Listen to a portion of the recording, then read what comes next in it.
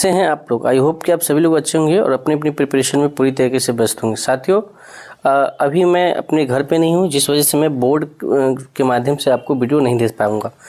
तो इस वीडियो में हम देखने वाले हैं जो आपके सीटेट में जो टर्म यूज होते हैं शॉर्ट फॉर्म में, उसका फुल फॉर्म पूछ दिया जाता है कभी कभी, और कभी कभी एक दो क्वेश्चन यहाँ से आ जाते हैं जो कि आपके सीटेट और शिक्षा विभाग से संबंधित सीटेट है, जैसे पैडागोजी से संबंधित, पैडागोजी में यूज होने वाले फुल शॉर्ट फॉर्म होते हैं, जैसे ADHS हो गया, PWD हो गया, है ना।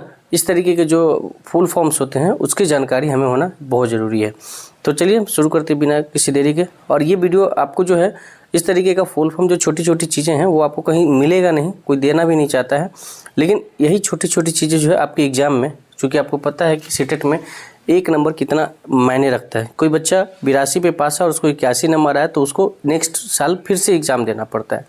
तो हमें छोटी छोटी चीज़ों और इम्पोर्टेंट चीज़ों को पे आपको करना है। जहाँ मैं अभी हूँ वहाँ पे नेट की भी काफ़ी समस्या है, तो है ना, जो भी मैं समय निकाल पा रहा हूँ, और ये खुद से मैं अपने हाथों से तैयार किया हूँ, चूँकि बोर्ड का व्यवस्था है नहीं।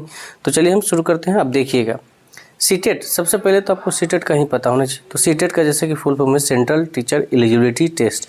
ये एक क्राइटेरिया है ना, जिसमें टीचर बनते हैं आप। यदि ये आप एग्जामिनेशन पार कर जाते हैं तो जब टीचर की वैकेंसी आती है तो वहाँ भरने के लिए आप जरूरी हो जाते हैं। ठीक है, तो हम ज़्यादा देर नहीं करेंगे, चूँकि अलग अलग डिपार्टमेंट का आप यहाँ फुल फॉर्म है तो हम उसको करेंगे, है ना। NCERT की फुल फॉर्म है national council of educational research and training. ठीक है, उसी तरीके से NCT है ना, तो NCT का फुल फॉर्म होता है national counselling for teacher education, है ना। ये टीचर एजुकेशन पे काम करती है। NCF के बारे में सबको पता होगा, नेशनल करिकुलम फ्रेमवर्क, है ना, राष्ट्रीय पाठ्य चर्चा की रूपरेखा, जहाँ से सिलेबस आपका डिसाइड होता है ना। NCF के बारे में हमने डिटेल से बात किया है। NEP 2020 के बारे में सुना होगा, तो NEP को नेशनल एजुकेशन पॉलिसी यानी राष्ट्रीय शिक्षा नीति के नाम से जानते हैं, और कभी कभी हम बोलचाल की भाषा में इसे न्यू एजुकेशन पॉलिसी भी कहते हैं, लेकिन ओरिजिनली जो इसका जब फुल फॉर्म आएगा तो ये नेशनल एजुकेशन पॉलिसी हो जाती है। राइट टू एजुकेशन एक्ट के बारे में जानते हैं, RTA एक्ट 2009 के बारे में हमने डिटेल से बात किया है, तो इस चैनल पर आपको वो भी मिलेगा। और राइट टू एजुकेशन एक्ट के तहत एक शिक्षक को, एक बच्चे को किस तरीके से टीचिंग करना है ना, तो वो सारी चीज़ के बारे में हमने उस वीडियो में बताया। तो इसका मतलब होता है राइट टू एजुकेशन एक्ट, यानी शिक्षा का अधिकार अधिनियम 2009। इस वीडियो के अंत में कमेंट जरूर करिएगा कि शिक्षा का अधिकार अधिनियम लागू कब हुआ था। ठीक है, CCE यानी इसके बारे में आप पढ़े होंगे, कंटिन्यूअस एंड कॉम्प्रिहेंसिव इवैल्यूएशन होता है, जिसका हिंदी में सतत और व्यापक मूल्यांकन होता है। ठीक है, उसके बाद जैसे कि NCERT हो गया, वो नेशनल लेवल पर हो गया। इसी तरीके से SCERT होती है प्रत्येक स्टेट की, इसका फुल फॉर्म है state council of educational research and training होता है। ठीक है, TLM, तो TLM के बारे में हमने डिटेल से चर्चा की अपने वीडियो में, है ना, मैथमेटिक्स TLM के बारे में। तो इसका मतलब होता है टीचिंग लर्निंग मटेरियल, यानी शिक्षण अधिगम सामग्री जो शिक्षक को सहायता करता है उसके स्टडी को इन्हेंस करने में। ICT के बारे में पढ़ रहे होइएगा, इंफॉर्मेशन एंड कम्युनिकेशन टेक्नोलॉजी होता है, जिसके जरिए हम जो अन्य अभी अपडेटेड जो चीज़ें आती हैं, है ना, ऑनलाइन से संबंधित, वो सारी चीज़ें हम सीखते हैं डिजिटल दुनिया के बारे में। सबसे जो इम्पोर्टेंट चीज़ है निपुण के बारे में, है ना, FLN, ये सारी चीज़ें काफ़ी इंपॉर्टेंट हो जाती है। तो निपुण का फुल फॉर्म होता है national initiative for proficiency in reading with understanding and numeracy. ठीक है, इसको याद रखिएगा। FLN के बारे में फाउंडेशनल लिटरेसी एंड न्यूमरेसी, यानी बुनियादी साक्षरता एवं संख्या ज्ञान, इसका फुल फॉर्म होता है ना। और जब भी फुल फॉर्म आवे तो आप हिंदी ना देखिएगा, अंग्रेजी देखिएगा, और अंग्रेजी के ऑप्शन के अनुसार जो होगा वो उसको आप बना देना। FLN का फाउंडेशन लिटरेसी न्यूमरेसी हो गया। CBSE का फुल फॉर्म, चूँकि आपको पता है कि सीटेट का एग्जाम कौन लेता है, CBSE, तो CBSE का क्या होता है central board of secondary education. ये सारी आप कह सकते हैं मनोविज्ञान, ये आपकी शिक्षा से संबंधित संस्था वगैरह थी। CDP में जो यूज होने वाली शॉर्ट फॉर्म्स है, जैसे कि MKO किसने दिया था, तो बाइगोत्स्की साहब ने दिया था। इसका मतलब मोर नॉलेजेबल अदर, यानी अपने से ज़्यादा जानकार बच्चे, जानकार लोग। तो कौन होते हैं, माता पिता, बड़े भाई बहन, है ना।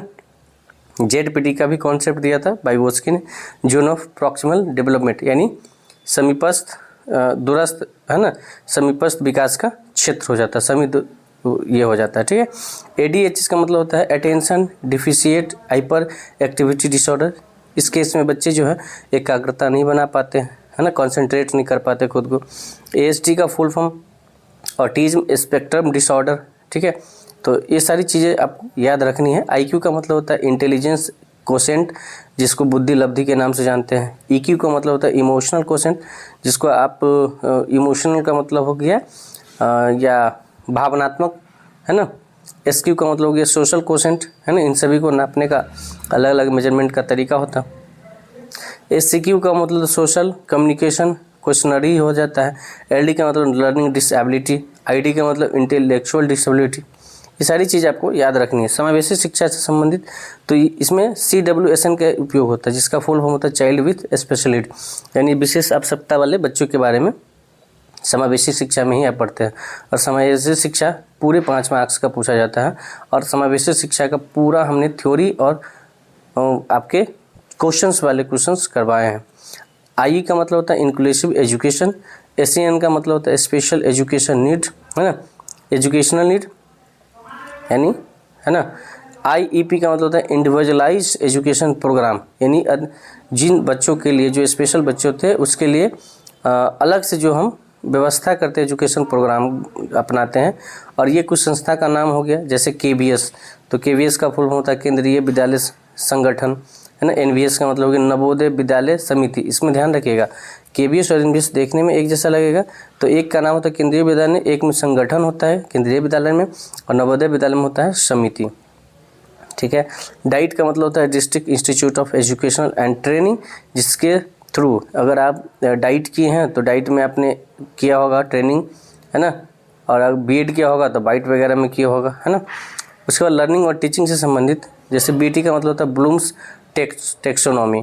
PBL का मतलब होता है जो कि आपके गवर्नमेंट स्कूल में चलाए जाते हैं प्रॉब्लम बेस्ड लर्निंग, है ना, जो जिसमें बच्चों को दिक्कत होती है उसका एक अलग से क्लास चलाई जाती है। CBL का मतलब कम्पिटेंसी बेस्ड लर्निंग। ABL का मतलब होता है एक्टिविटी बेस्ड लर्निंग। EVL का मतलब एक्सपीरियंशियल लर्निंग। और PWD का मतलब होता है पर्सन विथ डिसेबिलिटी, जिसमें दिव्यांगजन आ जाते हैं। मिसलेनियस में कुछ जान लेते हैं। LSRW के बारे में आप जानिएगा। तो कभी कभी इसको जो है फुल फॉर्म ना पूछ के आपको ऑप्शन दे देगा कि बताइए LSRW यानी listening, speaking, reading and writing, ये किस क्रम में होगा। तो आपको ध्यान रखना है LSRW का, ये ध्यान रखना है कि L से होता है लिसनिंग, बच्चे पहले सुनते हैं, फिर सुन के बोलते हैं, फिर बोल के पढ़ना सीखते हैं, और सबसे अंत में राइटिंग करते हैं। तो इन चारों स्किल्स में ये आपका ऑर्डर हो गया। और ये क्वेश्चंस कई बार पूछे गए हैं। NGO का मतलब होता है नॉन गवर्नमेंटल ऑर्गेनाइजेशन, ये गवर्नमेंटल ऑर्गेनाइजेशन नहीं होता है, गवर्नमेंट से अलग होता है। ऐसे का मतलब समिटी असेसमेंट, असेसमेंट मतलब होता है आपका मूल्यांकन। मूल्यांकन के बारे में आपने पढ़ा होगा। मूल्यांकन जो है कई 2 प्रकार के होते हैं, एक समेटिव होता है, एक फॉर्मेटिव होता है। फॉर्मेटिव मतलब हमेशा होते रहता है, फॉर्मेटिव मतलब रचनात्मक आकलन, है ना। और समेटिव मतलब होता है साल के अंत में जो आप एग्जाम के थ्रू लेते हैं। TPR का मतलब टोटल फिजिकल रिस्पॉन्स, ठीक है। तो ये चीज़ आप ये सब जितनी भी सारी चीज़ें हैं इस सब को याद रखिएगा। SS का मतलब होता है सर्व शिक्षा अभियान, है ना। RMAS का मतलब होता है राष्ट्रीय माध्यमिक शिक्षा अभियान। MDM जो हमारे विद्यालय में चलता है, मिड डे मील के नाम से जानते हैं। UDIS मतलब होता है हर विद्यालय का एक अपना यूनिक ID होता है, जिसको unified district information system for education, इसका पूरा फुल फॉर्म होता है। IEPC का मतलब होता है integrated education for disable children, यानी एकीकृत शिक्षा दिव्यांगजनों के लिए, है ना। RTI का मतलब था राइट टू इन्फॉर्मेशन। एक था RTE एक्ट 2009, जिसका राइट टू एजुकेशन होता है, जिसके तहत आप 6 से 14 साल के बच्चों को निःशुल्क और अनिवार्य शिक्षा देते हैं। और RTI का मतलब होता है राइट टू इन्फॉर्मेशन। अगर आपको किसी चीज़ में आपत्ति है तो RTI डालेंगे तो उसके रिगार्डिंग सरकार की तरफ से उसका इन्फॉर्मेशन देता है। तो ये सारे जो फुल फॉर्म है आपको पता होनी चाहिए, कब फुल फॉर्म आपके पूछ दिए जाते हैं। और इन्हीं छोटी छोटी चीज़ों को हम नहीं करते हैं, दरकिनार करते हैं, जिस वजह से आते हुए चीज़ भी हम नहीं बना पाते हैं। तो आई होप कि आपको इस फुल फॉर्म से संबंधित, है ना, एग्जामिनेशन में अगर मिले तो आप आसानी से कर देंगे। मिलते हैं नेक्स्ट वीडियो में, तब तक के लिए आप स्वस्थ रहिए, मस्त रहिए, अपने पढ़ाई में व्यस्त रहिए। Thank you so much. जय हिंद।